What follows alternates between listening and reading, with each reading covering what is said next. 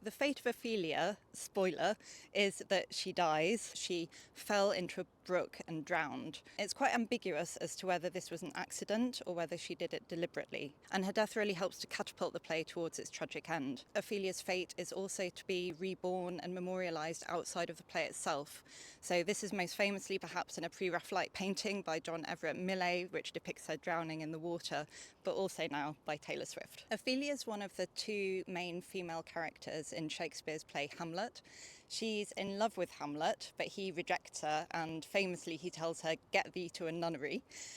There's then quite a complex series of events, and eventually Ophelia goes mad with all the grief of everything that she's endured.